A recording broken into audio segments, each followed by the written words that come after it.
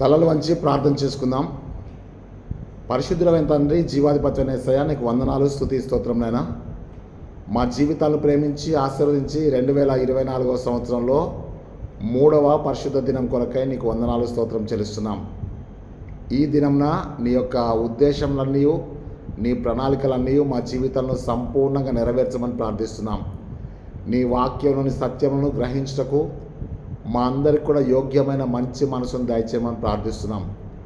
వినగల చెవులను, గ్రహించగలిగినటువంటి యోగ్యమైన మంచి మనసును, నీ వాక్యానికి లోబడే జీవితాన్ని, నీ చిత్తాన్ని నెరవేర్చే బ్రతుకులు మాకు దయచేయమని యేసుక్రీస్తు శక్తిగల నామమును బట్టి వేడుకొంచున్నాం తండ్రి, ఆమెన్. ప్రియమైనటువంటి దేవుని బిడ్డలారా, ప్రభువైన యేసుక్రీస్తు నామములో మీ అందరికి కూడా శుభం తెలియజేస్తున్నాను. యథావిధిగా మళ్ళీ శుక్రవారమే మీ దగ్గర రావాల్సి వచ్చింది కనుక దయచేసి నన్ను మన్నించండి. నా యొక్క ప్రోగ్రామ్స్ అన్నింటిని బట్టి కూడా మీరు ప్రార్థన చేయండి. ఈ ఉదయకాల సమయంలో కూడా ఒక దైవజనుడు చనిపోతే అక్కడికి వెళ్ళవలసినటువంటి కార్యక్రమం ఒకటి ఏర్పడ్డది. ఈ విధంగా చాలా ప్రోగ్రామ్స్ ఉన్నాయి. మీరు కూడా ప్రార్థన చేయాల్సిందిగా ప్రేమతో మనవి చేస్తున్నాను. ఈ సమయాన్ని మనం సద్వినియోగం చేసుకుందాం. దేవుడు మనకి ఇచ్చేటువంటి ఈ గొప్ప అవకాశంలో ఈ కొద్ది సమయాన్ని మనం దేవుని మహిమ కొరకై, సిద్ధపాటు కొరకై వాడదాం. పర్వాలేదు. మరి దేవుని వాక్యాన్ని మనం అర్థం చేసుకున్నట్టయితే, చాలామంది నాకు చెప్పారు, అన్న ఒక్కరోజు సరిపోవట్లేదు, నువ్వు ఒక గురువారం అన్న పెట్టడానికి ప్రయత్నం చేయమని చెప్పేసి. సాధ్యమైనంత వరకు నేను ప్రయత్నం చేస్తాను. దేవుడు తప్పకుండా మరి మన ప్రార్థన ఆలకిస్తాడు. ఈరోజు మన యొక్క అంశం ఏంటంటే, మరి ఎపిఫనీ తర్వాత వచ్చేటువంటి, మరి after Epiphany there is Sunday 7th ఒక సండే వచ్చింది, 14th ఒక సండే వచ్చింది, 21వ తారీఖు అంటే after Epiphany 3rd Sunday, Christmas తర్వాత 4వ ఆదివారం. ఈరోజు అంశం ఏంటి అని అంటే, నీతి సమాధానం కొరకైన ఐక్యత. నీతి సమాధానం కొరకైన ఐక్యత అనగా ఇంగ్లీష్లో ఏంటంటే unity for piece and justice. Unity for piece and justice. దీన్ని పురస్కరించుకొని మనకి 4 బైబిల్ పాఠాలు ఇవ్వబడ్డాయి. మొదటి బైబిల్ పాఠం మనం చూస్తే యెహెజ్కేలు గ్రంథము 37వ అధ్యాయము 15వ వచనం నుంచి 28వ వచనం వరకు. యెహెజ్కేలు గ్రంథము 37వ అధ్యాయము 15 నుంచి 28 వరకు. కీర్తన గ్రంథం వచ్చేసి 4వ కీర్తన, ఉత్తర ప్రత్యుత్తర భాగము. రెండవ బైబిల్ పాఠం, పత్రికా పాఠం వచ్చేసి ఫిలిప్పీలకు రాసిన పత్రిక 4వ అధ్యాయము 8 నుంచి 20 వచనాలు. సువార్త పాఠము మత్తయి సువార్త 5వ అధ్యాయము 21 నుంచి 26 వచనాలు. Matthew 5th chapter versus 21 to 26. వీటిని మనం జ్ఞాపకం చేసుకొని unity for piece and justice అనేటువంటి మాటను మనం జ్ఞాపకం చేసుకున్నాం. తెలుగులో ఏముందంటే నీతి సమాధానముల కొరకైనటువంటి ఐక్యత అని చెప్పేసి అన్నది. Unity for piece and justice. ఇది ఎవరికి అని చెప్పేసానంటే, ఇది ప్రాక్టికల్, ఇది క్రియారూపకంగా చేసేటువంటి కార్యాచరణ అంటాం చూడండి. కార్యాచరణలు ఉండాలి తప్ప ఇది ప్రసంగాలతో పరిమితి అయ్యేది కాదు. ప్రసంగము ఎంత మంచిగానే చేయొచ్చు, కానీ ప్రసంగం ఎంత మంచిగా చేసినా కానీ అది కార్యాచరణలోకి రాకపోతే దానివల్ల ప్రయోజనం ఉండదు, అది క్రియారూపం దాల్చకపోతే. కాబట్టి ఇక్కడ మనం చూసినట్టయితే, ఇప్పుడు నీతి అనేది, సమాధానం అనేది, ఐక్యత అనేది, ఈ 3 కూడా, దీస్ 3 ఆర్ డివైన్ క్వాలిటీస్. ఇది దేవుని వలన కలిగేటువంటి కార్యములు తప్ప మనుషుల వల్ల కలిగేటువంటి కార్యములు కాదు అని చెప్పి జ్ఞాపకం చేస్తున్నాను. అనగా మనం ఇక్కడ నీతి ఎవరిదంటే దేవుంది. నీతి ఎవరిదంటే దేవుంది. సమాధానం ఎవరిదంటే దేవుంది. ఐక్యత ఎవరిదంటే దేవుంది. మరి నీతి, సమాధానము, ఈ ఐక్యత ఎక్కడ పోయినాయి అంటే, ఆదికాండము 3వ అధ్యాయం 24వ వచనంలో దేవుడు ఆదాము అవ్వలను వెళ్ళగొట్టెను అని చూడండి. అప్పుడే ఆ నీతి పోయింది, ఆ సమాధానం పోయింది, ఆ యొక్క ఐక్యత కూడా పోయింది. దాని ఇంపాక్ట్ ఎక్కడ వచ్చింది, దాని ప్రభావం అని అంటే దేవునితో మరి సమాధానం పోయింది. దేవుడే నీతి, నీతిలో నుంచి, సమాధానంలో నుంచి, ఐక్యతలో నుంచి మానవుడు వెళ్ళగొట్టబడ్డాడు. ఎందుకు వెళ్ళగొట్టబడ్డాడు అని అంటే అవిధేయత వలన. ఇది మళ్ళీ నేను మీకు మొదటి పాఠాన్ని కూడా చెప్తాను, తర్వాత జాగ్రత్తగా వినండి. ఎప్పుడైతే ఏదైనా తోట నుంచి వెళ్ళగొట్టబడ్డాడో అప్పుడే నీతి, సమాధానము, ఐక్యత ఈ మూడు పోయినాయి. దేవునితో నీతి పోయింది, దేవునితో మానవునికి సమాధానం పోయింది, మూడో దేవునితో ఐక్యత కూడా పోయింది. అందుకే రోమపత్రిక మరి 14వ అధ్యాయం 16, 17 వచనాలు ఏం చెప్తాంటే దేవుని రాజ్యము భోజనమును పానమును కాదు, కానీ నీతియు సమాధానమును పరిశుద్ధాత్మయందలి ఆనందమునై ఉన్నది అంటాడు. అంటే దేవుని రాజ్యంలో ఏమున్నాయంటే నీతి ఉంది, సమాధానం ఉంది, పరిశుద్ధాత్మయందలి ఆనందం ఉంది. ఓకేనా? మరి ఆదాము వెళ్ళగొట్టబడ్డప్పుడు ఫస్ట్ ఏమైందంటే దేవుని సన్నిధిలో నుంచి వెళ్ళగొట్టబడ్డాడు.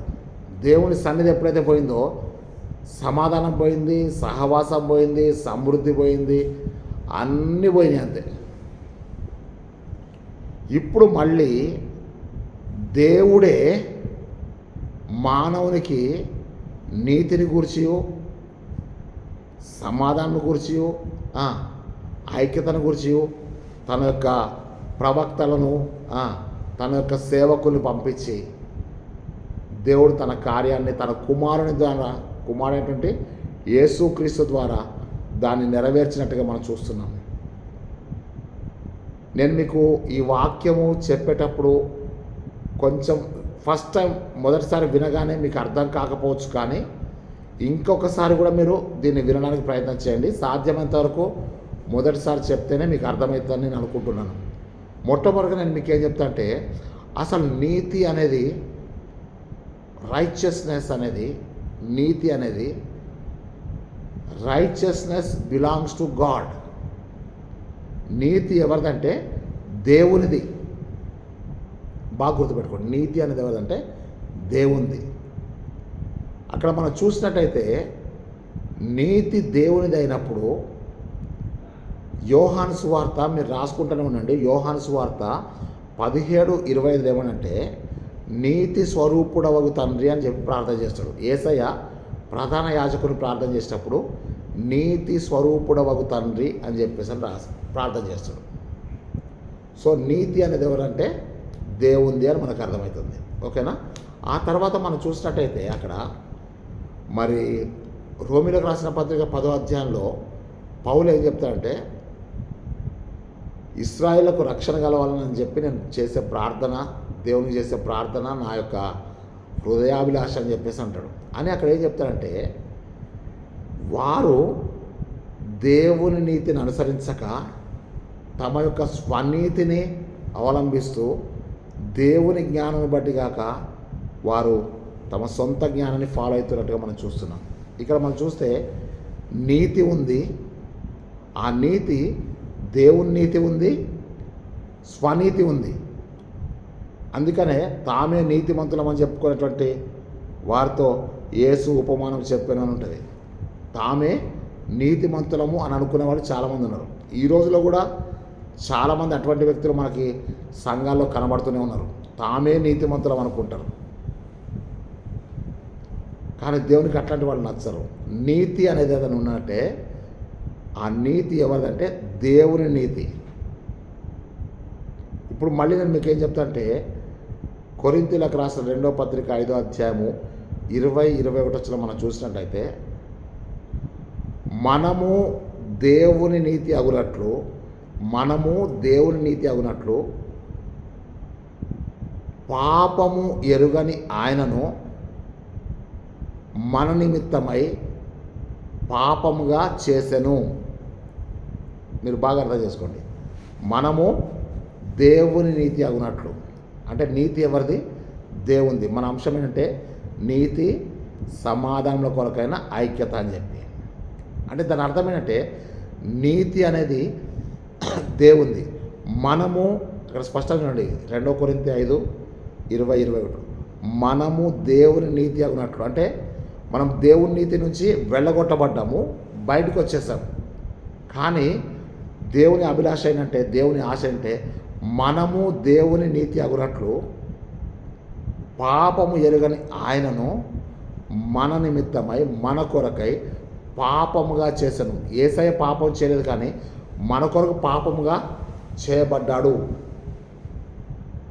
అంటే అక్కడ మనం చూసినట్టయితే నీతి దేవుని అయినప్పుడు మన రోమపత్రిక ఆ యొక్క 10వ అధ్యాయం 1-2 వచనం మనం చూస్తే మనము దేవుని నీతి అవ్వాలి. స్వనీతిని పక్కన పెడితేనే తప్ప మనం దేవుని నీతిని నెరవేర్చడానికి అవకాశం లేదు అని చెప్పి నేను మీకు జ్ఞాపకం చేస్తున్నాను. రెండో విషయంకి వచ్చే వరకు మనం సమాధానం గురించి మాట్లాడుతున్నాం. సమాధానం, నీతి, సమాధానం కొరకు నేను చెప్తున్న విషయం ఏంటంటే, యెషయా గ్రంథం 9:6లో ఆశ్చర్యకరుడు, ఆలోచనకర్త, బలవంతుడగు దేవుడు, నిత్యుడగు తండ్రి, తర్వాత ఏముందంటే సమాధానకర్తయగు అధిపతి అంటాడు. అంటే సమాధానకర్త ఎవరంటే దేవుడే సమాధానకర్త. ఆయన క్రీస్తుగా జన్మించాడు కనుక క్రీస్తే సమాధానకర్తయగు అధిపతి అని ఆయనకు పేరు. ఇప్పుడు మన రోమపత్రిక ఆ యొక్క 16వ అధ్యాయము 20 వచనం మనం చూసినట్టయితే, సమాధానకర్తయగు దేవుడు సాతాను శీఘ్రంగా మీ కాళ్ళ క్రింద చితక త్రొక్కించును అంటాడు. దాని మర్మం మీకు ఇంతకుముందు చెప్పాను. ఇప్పుడు నేనేం చెప్తాను అంటే, సమాధానకర్తయగు దేవుడు, దేవుడే సమాధానకర్త, దేవుడే సమాధానకర్తయగు అధిపతి. ఆయనే శరీరధారిగా వచ్చి క్రీస్తుగా మన మధ్య నివసించాడు కనుక క్రీస్తే మనకు సమాధానం, క్రీస్తే మనకు సమాధానం అని చెప్పి నేను మీకు జ్ఞాపకం చేస్తున్నాను. అక్కడ మనం చూసినట్టయితే ఈ యొక్క సమాధానం అనేది దేని ద్వారా అవుతుందంటే పరిశుద్ధాత్మ ద్వారా అవుతుంది. ఎఫెసీ పత్రిక 4వ అధ్యాయం 1వ వచనంలో చెప్తా అంటే, సమాధానమును బంధము చేత, సమాధానం అనేది ఏంటంటే బంధము చేత ఆత్మ కలిగించు ఐక్యతను కాపాడుకొనుటయందు శ్రద్ధ కలిగి ఉండండి అంటాడు. సమాధానము అనే బంధము చేత ఆత్మ కలిగించు ఐక్యతను కాపాడుకోవాలి. మళ్ళీ ఏం చెప్తాడు, ఆయనకి ఇష్టమైన మనుషులకు భూమి మీద సమాధానం ఉంటుంది కదా. సమాధానం అనేది ఏంటంటే ఆత్మఫలంలోని భాగము. మీకు ఇంతకుముందు చెప్పాను, అవునా? ప్రేమ, సంతోషము, సమాధానం ఉందా?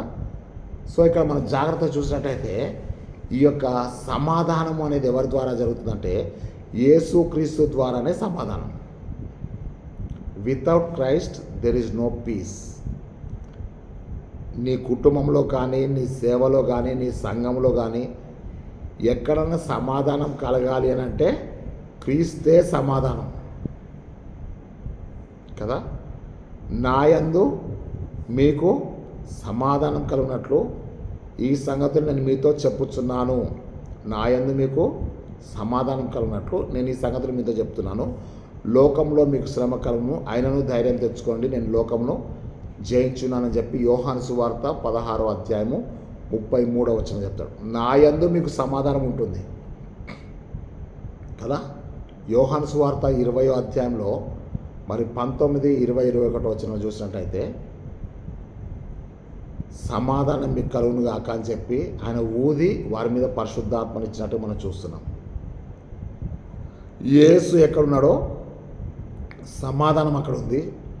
దేవుడు, తండ్రి అయిన దేవుడు ఎక్కడున్నాడో నీతి అక్కడ ఉందని చెప్పి నేను మీకు జ్ఞాపకం చేస్తున్నాను. అందుకనే ఆ యొక్క పిలాతు భార్య ఆ నీతిమంతుని జోలికి పోవద్దు అని చెప్పి చెప్తుంది. ఎవరు నీతి అంటే Christ is our righteousness, Christ is our piece. క్రీస్తే మన నీతి, క్రీస్తే మన యొక్క సమాధానం. ఇప్పుడు నేను మీకు 7 పాయింట్స్ చెప్పి నేను ముగించబోతున్నాను. 7 పాయింట్లలో మొదటి బైబిల్ పాఠంలో మనం చూసినట్లయితే నెంబర్ 1 మీరు రాసుకోవాల్సినటువంటి విషయం అంటే ఇశ్రాయేలులో సమాధానం. ఇశ్రాయేలులో సమాధానము, ఐక్యత. ఇశ్రాయేలులో సమాధానము, ఐక్యత.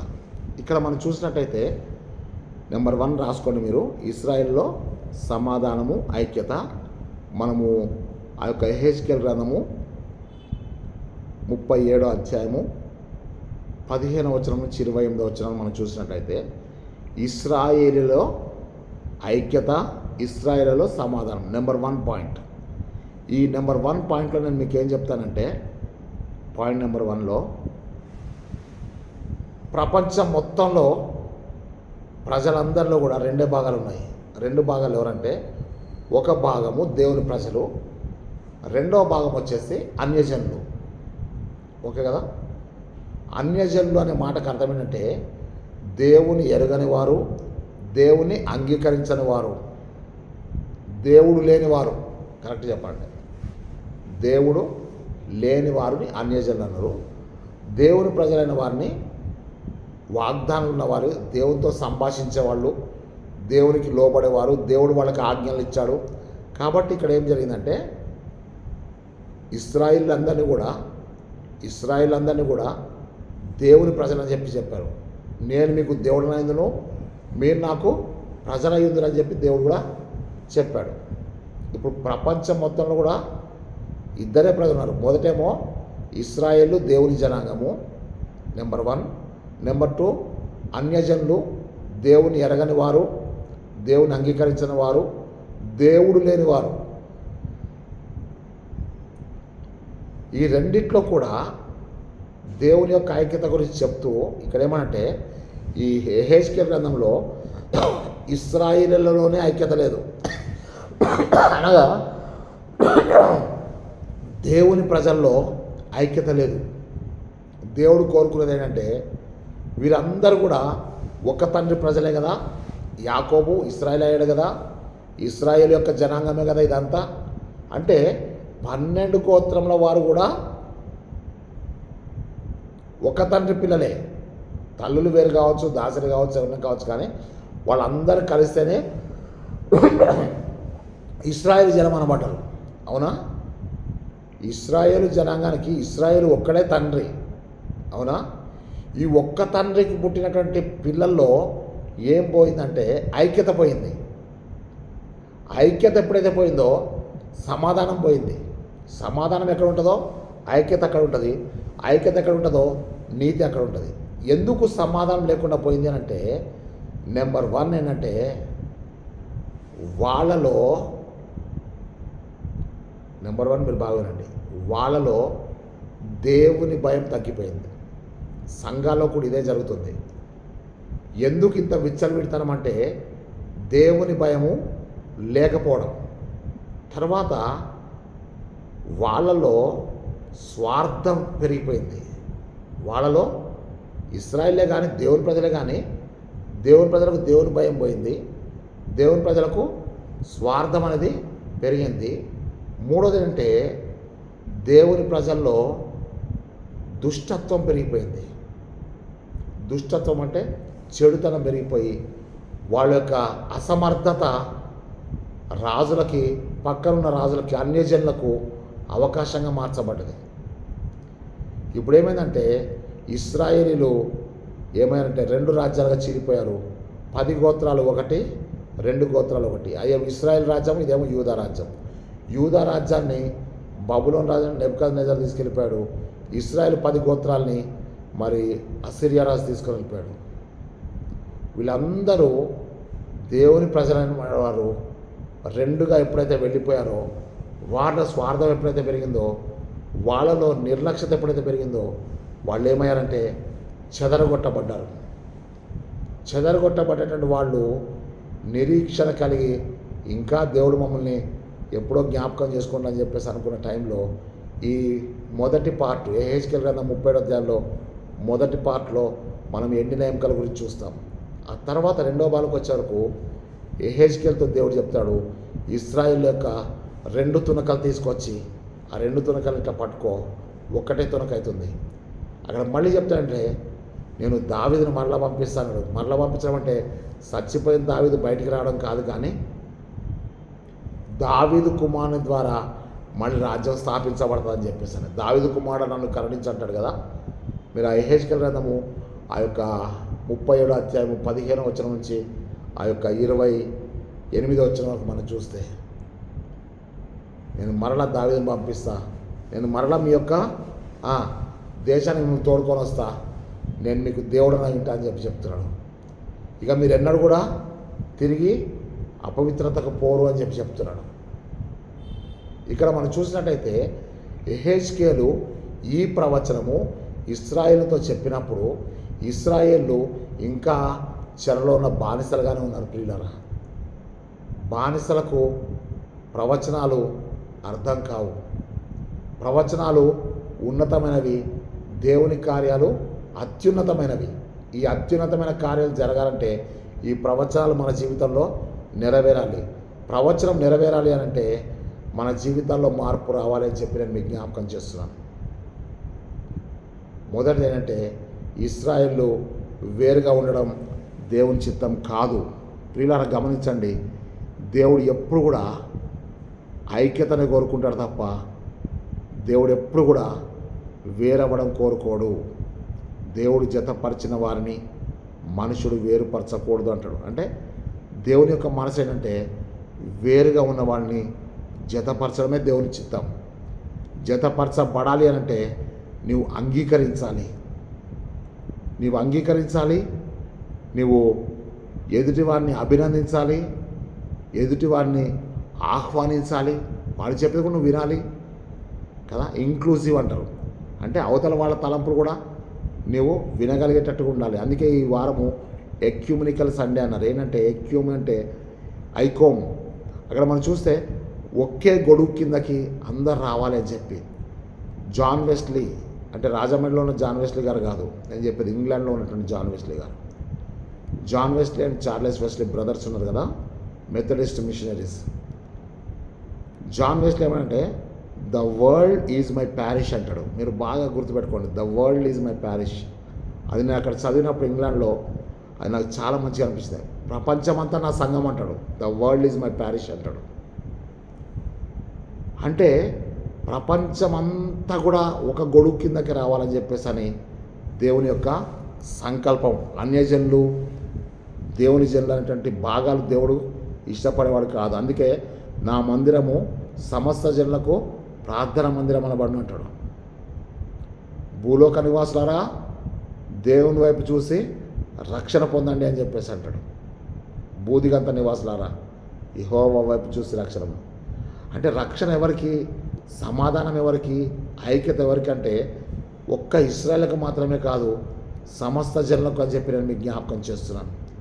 ఇక్కడ మొదటి పాఠంలో ఫస్ట్ పాయింట్ ఏం చేస్తుంటే ఇశ్రాయేలు, చెదరిపోయిన ఇశ్రాయేలులో ఐక్యత అని చెప్పి రాసుకోండి. అది యెహెజ్కేలు గ్రంథంలో రాసుకోండి. నెంబర్ 2 పాయింట్ వచ్చేవరకు అక్కడ చూసినట్టయితే యూదుల ఐక్యత. ఇక్కడ ఏం రాసుకోవాలంటే నెంబర్ 2 పాయింట్ యూదుల ఐక్యత అని రాసుకోండి. అదేంటి గారు యూదుల ఐక్యత అంటే, నేను చెప్పాను కదా, ఈ వాక్యాన్ని మీరు చాలా వరకు అర్థం చేసుకోవడానికి ప్రయత్నం చేయండి, ఓకేనా. యూదులలో ఐక్యత అంటే అర్థమేంటంటే యేసుక్రీస్తు కాలంలో యూదులు ఉన్నారు కదా. ఈ యూదులలో 2 భాగాలు అయిపోయారు. ఎవరిని బట్టి అంటే యేసు ప్రభు పరిచర్యలో చేస్తున్నప్పుడు మొదటి భాగం ఎవరున్నారంటే యేసుక్రీస్తుని నమ్మని యూదులు ఉన్నారు. అందుకే వాక్యాలు చెప్తుంటే యోహాను సువార్త 1వ అధ్యాయం 11వ వచనంలో ఆయన తన స్వకీయుల వద్దకు వచ్చాను కానీ వారు ఆయనను అంగీకరించలేదు అంటాడు. సొంత వాడి దగ్గరికి వస్తే ఆయన అంగీకరించిన అర్థం ఏంటంటే వారు నమ్మని యూదులు. అది ఎక్కడ ఉంటుందంటే యోహాను సువార్త 7వ అధ్యాయం 1వ వచనం మీరు చూస్తే ఆయన నమ్మని యూదులు ఆయన చంప వెతుకుచున్నారు కనుక యేసు యూదయ ప్రాంతానికి వెళ్ళక గలిలయ ప్రాంతంలోనే ఉండిపోయాడని చెప్పేసి ఉంటుంది, ఓకేనా. యేసు ప్రభుని నమ్మని యూదులు ఇప్పటికి కూడా ఇశ్రాయేల్ దేశంలో ఉన్నారు ప్రియులారా. యేసుని నమ్మని యూదులు అంటే వాళ్ళు ఇంకా మెస్సయ్య కొరకు ఎదురు చూస్తూనే ఉన్నారు, ఓకే కదా. వాళ్ళు యూదులుగానే ఉన్నారు.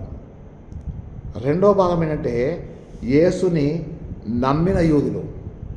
అది కూడా ఎక్కడ ఉండాలంటే యోహాను సువార్త 8వ అధ్యాయము 31వ వచనంలో ఉంటుంది పిల్లరా. యేసు తాను నమ్మిన యూదులతో ఈ మాట చెప్పానంటాడు. తనను నమ్మిన యూదులు ఉన్నారు అంటే యేసుని నమ్మిన యూదులు ఉన్నారు ఒక భాగం, యేసుని నమ్మని యూదులు ఉన్నారు. వాళ్ళు యూదులే, వీళ్ళు యూదులే. వీరేమైపోయారంటే 2 భాగాలుగా అయిపోయారు.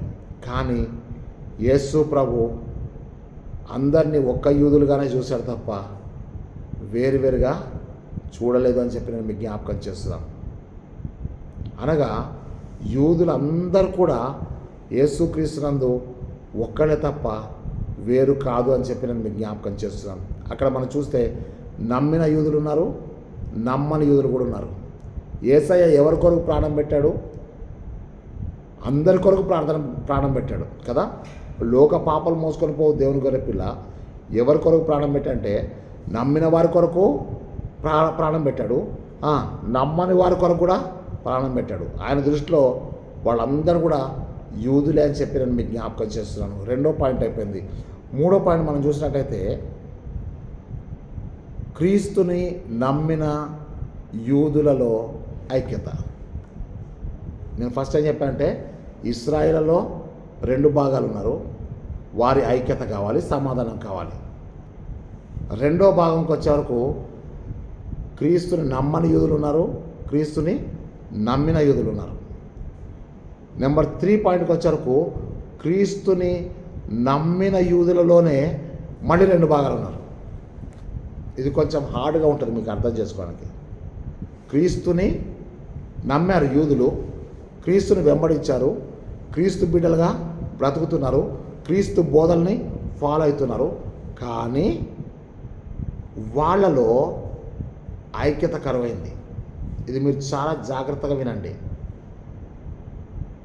అక్కడ మనం చూసినట్టయితే వాక్య భాగంలో మనం చూసినట్టయితే అపోస్తుల కార్యములు 6వ అధ్యాయము 1వ వచనంలో ఏముందో ఒకసారి నేను మీకు చదివి వినిపిస్తాను, చూడండి దయచేసి.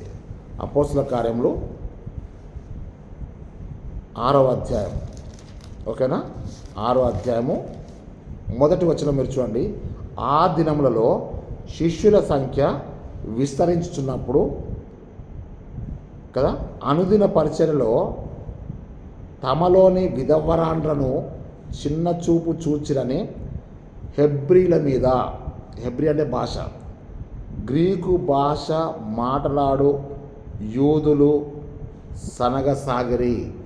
హెబ్రీ భాష మాట్లాడే యూదులు ఉన్నారు, తర్వాత గ్రీకు భాష మాట్లాడే యూదులు కూడా ఉన్నారు, ఓకేనా? ఈ శిష్యుల సంఖ్య విస్తరిస్తున్నప్పుడు హెబ్రీ భాష మాట్లాడేటువంటి యూదుల యొక్క ఒరిజినల్ లాంగ్వేజ్ హీబ్రూ. మరి గ్రీకు భాష మాట్లాడే యూదులు ఎక్కడి నుంచి వచ్చారు యేసుపాదమయ్య గారు అని అడిగితే ఈ చెదరిపోయిన వారు, అనగా చెదరిపోయేటువంటి యూదులు మరి గ్రీక్ ప్రాంతంలో ఉన్నప్పుడు వారు గ్రీక్ భాష మాట్లాడేటువంటి యూదులుగా ఉన్నారు. వీళ్ళేమో హెబ్రీ భాష మాట్లాడే యూదులు ఉన్నారు. శిష్యుల సంఖ్య విస్తరిస్తున్నప్పుడు అనుదిన పరిచర్యలో హెబ్రీ భాష మాట్లాడుతున్న యూదులు గ్రీకు భాష మాట్లాడుతున్నటువంటి యూదులను చిన్న చూపు చూసిరి అని సనగసాగాను అన్నాడు.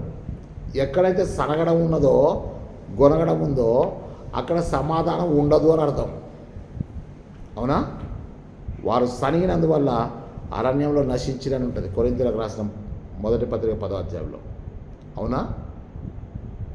ఇప్పుడు శిష్యుల సంఖ్య విస్తరిస్తుందంటే దేవుని కార్యం విస్తారంగా జరుగుతుందని అర్థం, అవునా? పరిశుద్ధాత్మ కార్యాలు జరుగుతున్నాయి, దేవుని కార్యాలు జరుగుతున్నాయి, యేసునామం ప్రబలిపోతుంది, శిష్యుల సంఖ్య విస్తరిస్తుంది. ఈ శిష్యుల సంఖ్య విస్తరిస్తున్న సమయంలో అనుదిన పరిచర్యలో హెబ్రీ భాష మాట్లాడుతున్న యూదులు గ్రీకు భాష మాట్లాడుతున్నటువంటి యూదులను చిన్న చూపు చూసిరి అని సనగసాగిరి. అంటే వారికి ఏం కరువైపోయిందంటే సమాధానము కరువైపోయింది, వాళ్ళలో ఐక్యత కరువైపోయింది. ఎవరిలో? ఇదంతా శిష్యులలో, ఓకేనా? ఎవరైతే యేసు ప్రభుని నమ్ముకున్నారో, ఎవరైతే యూదులుగా ఉండి యేసు ప్రభుని సొంత రక్షకుని అంగీకరించి క్రీస్తు బిడ్డలుగా బ్రతకాలి, క్రీస్తు బోధనని నేను ఫాలో అవ్వాలనుకున్నటువంటి వాళ్ళలో ఏం కరువు అయిపోయిందంటే సనగడం వచ్చే వరకు వాళ్ళేమో హెబ్రీ భాష మాట్లాడేటోళ్ళు, వీళ్ళేమో గ్రీకు భాష మాట్లాడేటోళ్ళు. వాళ్ళు యూదులే వీళ్ళు యూదులే, కానీ భాషల కాడ తేడా వచ్చే వరకల్లా వాళ్ళందరిలో కూడా సనగడం మొదలైంది. అవునా? అక్కడ 7 సంఘ పెద్దలను ఏర్పాటు చేసి పరిచర్య కొరకు ఉపయోగించి మేము వాక్యాన్ని బోధించడానికి ఉంటామని చెప్పేసి అని అక్కడ సంఘ పెద్దలను నియమించినట్టుగా మనం చూస్తున్నాం కదా. అక్కడ మీకు అర్థమైంది కదా. అంటే ఆ యొక్క 4th పాయింట్లో చూసినట్టయితే ఆ యొక్క నమ్మిన యూదుల్లోనే 2 భాగాలుగా ఉన్నట్టు మనం చూస్తున్నాం కదా. మొట్టమొదటి నేను మీకు మళ్ళీ చెప్తాను కదా. ఇశ్రాయేలీలో 2 భాగాలు ఉన్నారు. ఒకటి యూదులలో 2 భాగాలు ఉన్నారు. అవునా? క్రీస్తుని నమ్మిన యూదులు ఉన్నారు, క్రీస్తుని నమ్మని యూదులు కూడా ఉన్నారు. అవునా? తర్వాత నెంబర్ 3 పాయింట్లోకి వచ్చే వరకు క్రీస్తుని నమ్మిన యూదుల్లోనే హెబ్రీ భాష మాట్లాడేటోళ్ళు ఉన్నారు, గ్రీకు భాష మాట్లాడున్నారు. హెబ్రీ భాష మాట్లాడేటోళ్ళు గ్రీకు భాష మాట్లాడేవాళ్ళు సనగసాగిరి. ఈ గ్రీకు భాష మాట్లాడేటోళ్ళు అయ్యా వాళ్ళు హెబ్రీ భాష మాట్లాడేటోళ్ళు మమ్మల్ని చాలా చిన్న చూపు చూస్తారని చెప్పి ఈ గ్రీకు భాష మాట్లాడేటువంటి యూదులు సనగసాగిరి అని చెప్పి అపోస్తుల కాలం రాబడింది. నెక్స్ట్ మనం చూసినట్టయితే నెంబర్ 4th పాయింట్ ఏంటని మీకు చెప్తాను. క్రీస్తుని నమ్మిన యూదులు, క్రీస్తుని నమ్మినటువంటి యూదులు ఏం చేశారంటే క్రీస్తుని నమ్మినటువంటి అన్యజనులతో ఐక్యత పడాలి. ఇక్కడ మీరు చాలా జాగ్రత్తగా వినండి. ఇశ్రాయేల్లో 2 భాగాలు అయిపోయారు. ఒకటి యూదులలో 2 భాగాలు అయిపోయారు కదా. యూదులలో 2 చూడండి, నమ్మిన యూదులు నమ్మని యూదులు అయినప్పుడు ఈ నమ్మని యూదుల్ని పక్కన పెట్టేశాం. 3rd పాయింట్కి వచ్చేవరకు నమ్మిన యూదులు ఉన్నారు. ఈ నమ్మిన యూదుల్లోనే మళ్ళీ 2 భాగాలు అయిపోయారు.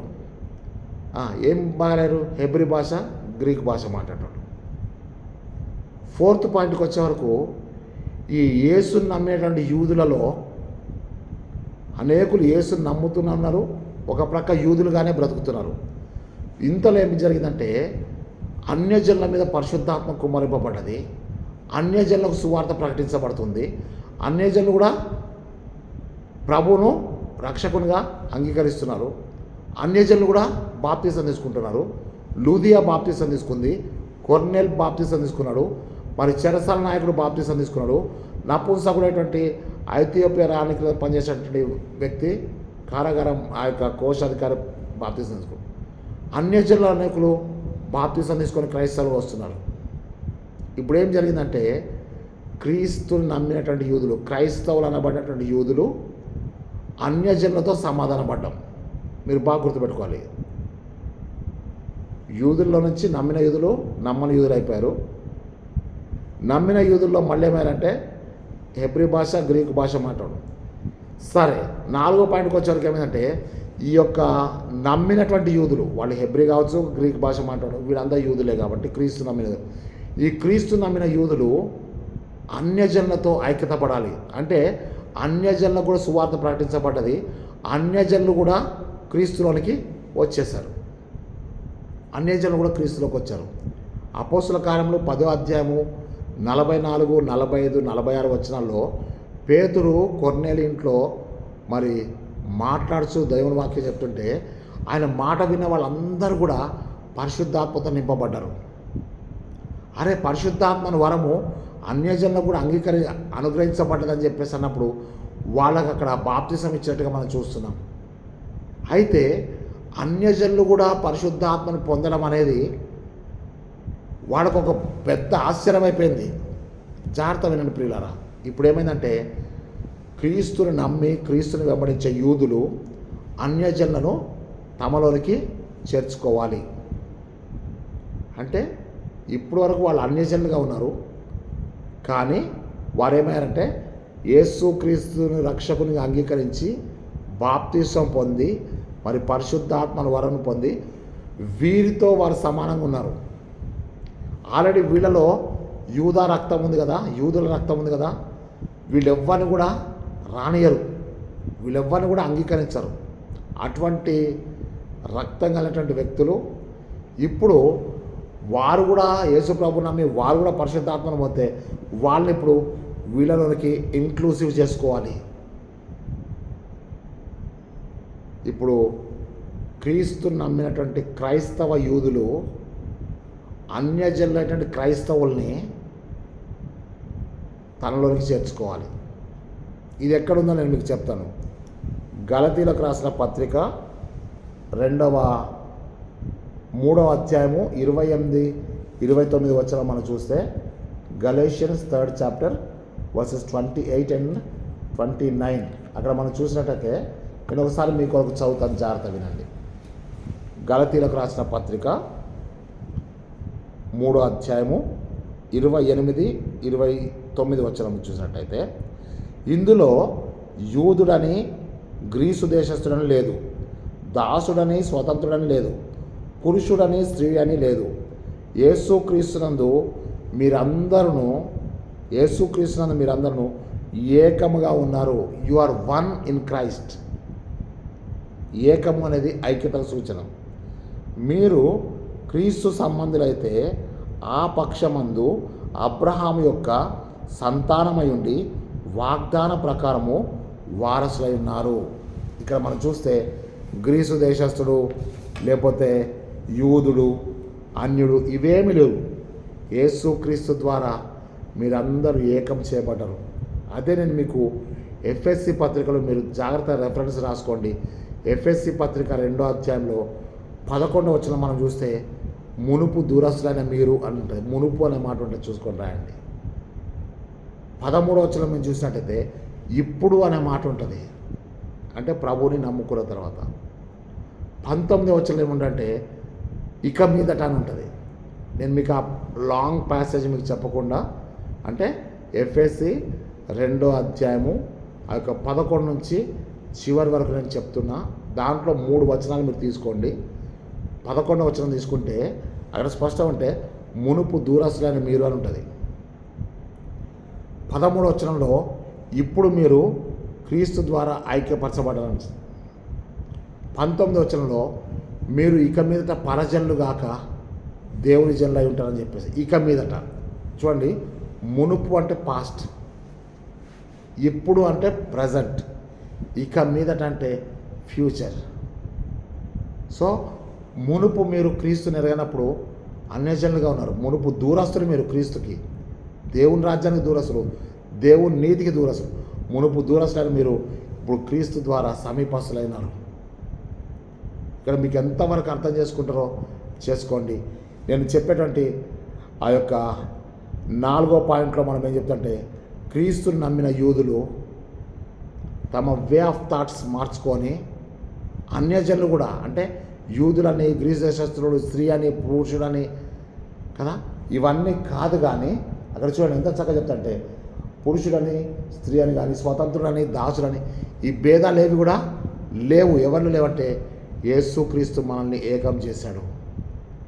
That is one of every one. క్రీస్తు యేసునందు మనం ఏకం చేయబడ్డాం. అందరం కూడా ఇప్పుడు క్రీస్తుతోటి వారసులం మనం. గలతీ 4వ అధ్యాయం 5వ వచనం చెప్తుంటే మనము క్రీస్తుతోటి వారసులం, మనం దేవుని వారసులం అని చెప్తున్నాం. ఆ తర్వాత మనం చూసినట్టయితే 5వ పాయింట్ మనం చూస్తే, క్రీస్తుని నమ్మినటువంటి యూదులు కావచ్చు, క్రీస్తుని నమ్మినటువంటి అన్యజనులు కావచ్చు. అన్యజనులలో నుంచి క్రీస్తులోకి వచ్చిన వాళ్ళు, యూదా మతంలో నుంచి క్రీస్తులోకి వచ్చిన వాళ్ళు, వీళ్ళిద్దరూ ఏకమవ్వాలని చెప్పి మనం 4వ పాయింట్ చెప్పినట్టయితే, 5వ పాయింట్లో ఏం చెప్తారంటే, ఈ క్రీస్తుని నమ్మిన యూదులు, అన్యజనులు వచ్చినటువంటి యూదులు, వీళ్ళిద్దరు కూడా ఏకమై ఉండి మానవులలో ఐక్యత కొరకు మనం ప్రయాసపడాలి.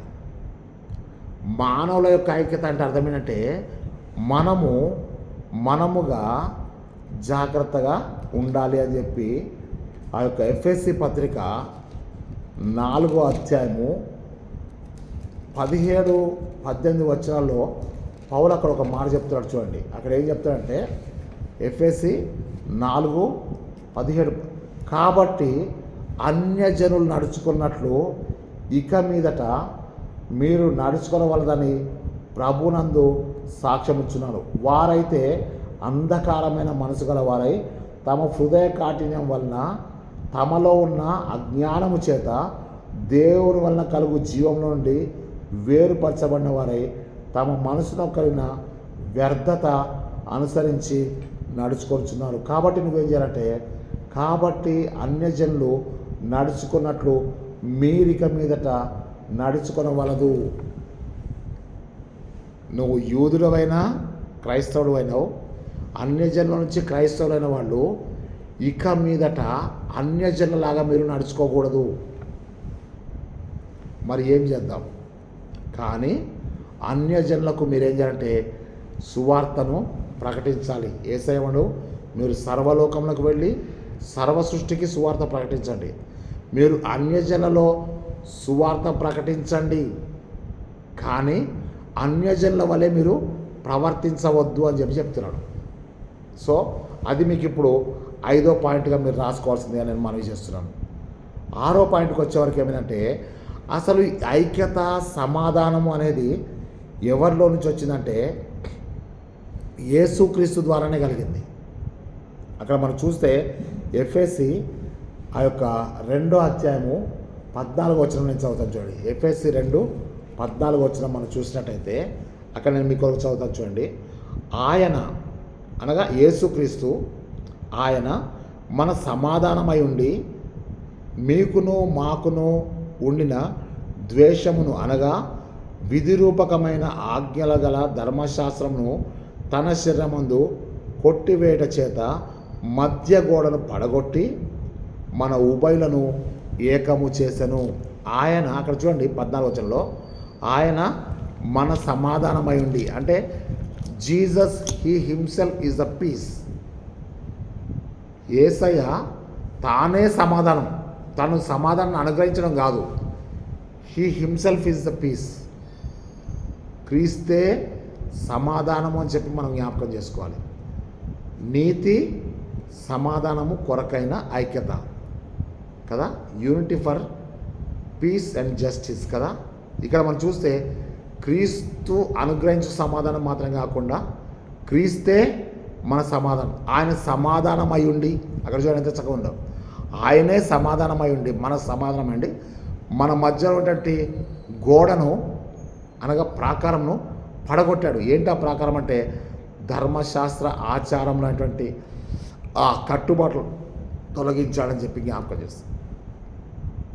ఇంకా మనం చూసినట్టయితే అక్కడ మనం చూస్తే రోమా 5వ అధ్యాయము 10వ వచనం మనం చూసినట్టయితే అక్కడ మనం చూస్తే మళ్ళీ ఇక్కడ ఏకం చేశారని చెప్తే అక్కడ ఏంటంటే యేసుక్రీస్తు ద్వారా మనము దేవునితో సమాధానపరచబడుతున్నాము. ఆయన ద్వారానే మనము సమాధాన స్థితిని పొందితిమి.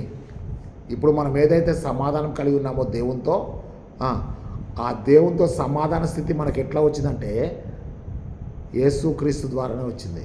సో క్రీస్తే సమాధానము, క్రీస్తే ఐక్యత అని చెప్పి నేను మీకు జ్ఞాపకం చేస్తున్నాను.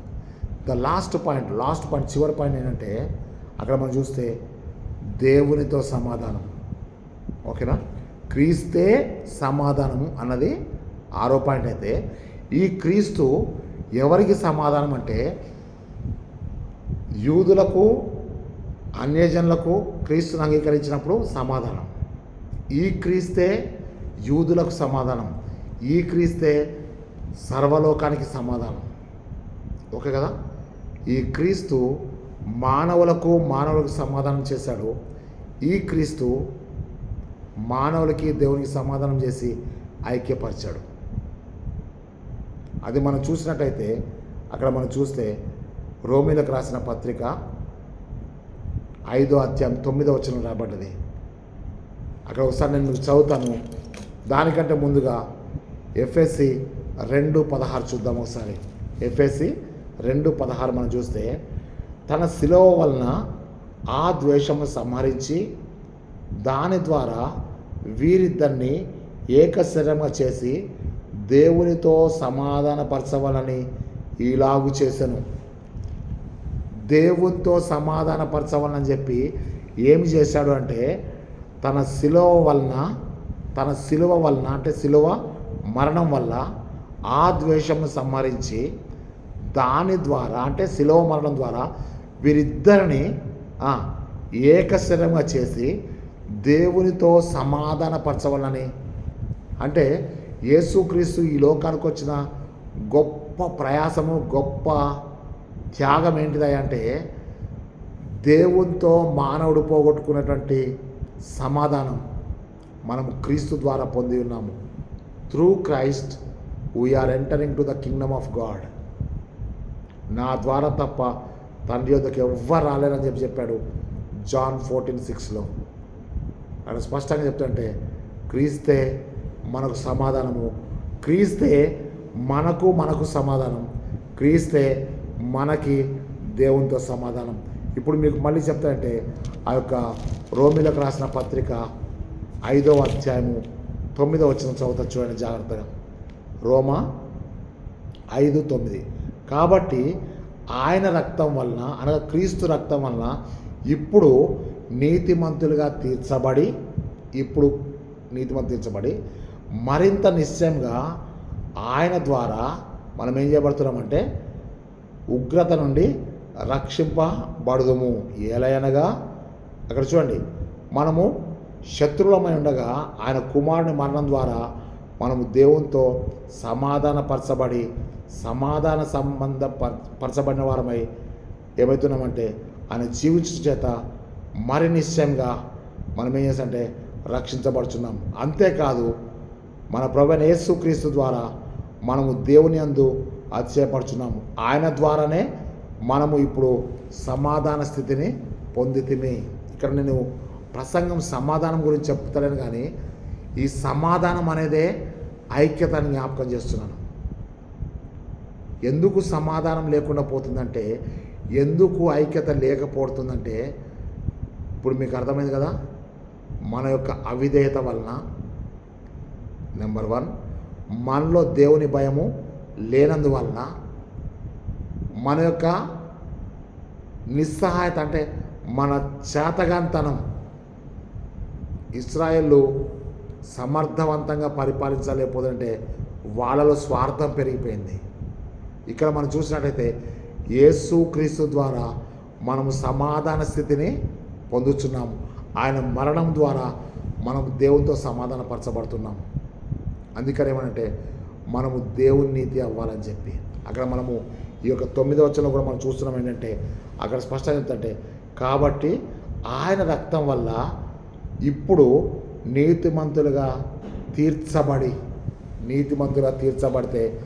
దేవుని ఉగ్రత నుంచి రక్షించబడతామని జ్ఞాపకం చేసుకుందాం. ప్రియ దేవుని బిడ్డలారా, ఈ 7 పాయింట్లు మీరు జాగ్రత్తగా సిద్ధపరచండి.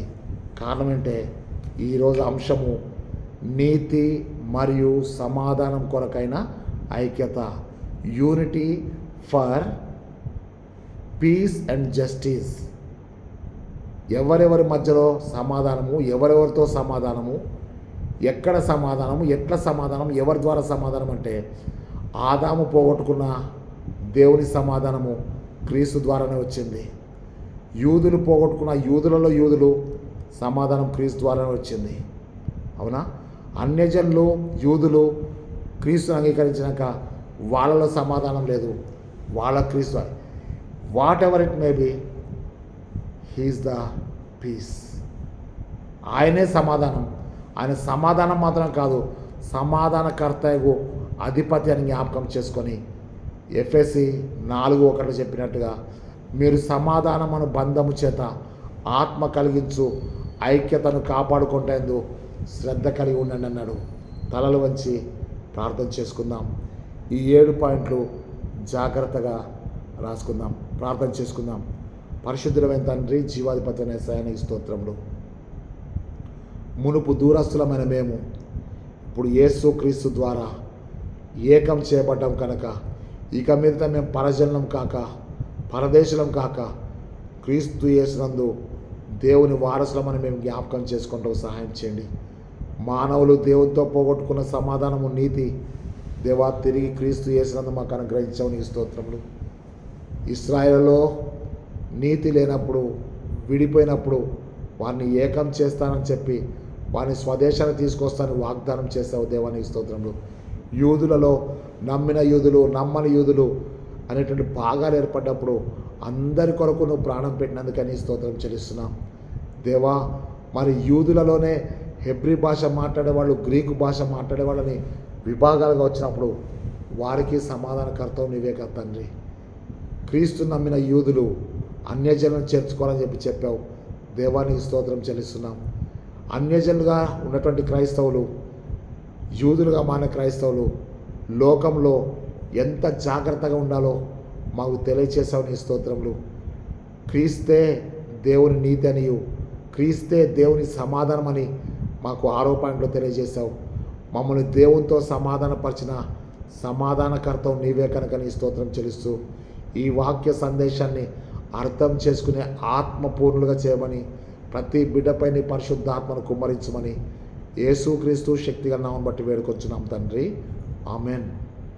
మన ప్రియ ప్రభువైన యేసుక్రీస్తు కృపయు, తండ్రి అయిన దేవుని ప్రేమయు, పరిశుద్ధాత్మ యొక్క సహవాసము, సకల దీవెనలు ప్రార్థించిన మనందరికీ ఈ వాక్యం విని అనేకులకు షేర్ చేస్తున్న దైవ సేవకులకు, సహోదరులకు, సంఘమునకు, ఆత్మీయులందరికీ ఇప్పుడు సదాకాలం తోడై ప్రభు తన నిత్య మహిమలో మనందరినీ చేర్చుకొనుగాక. Amen, amen, amen.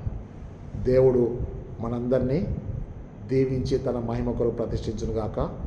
9553831316 9553831316 అనే నెంబర్కి మీరు ఫోన్ చేసి మీ ప్రార్థన మనల్ని నాకు తెలియచేయండి.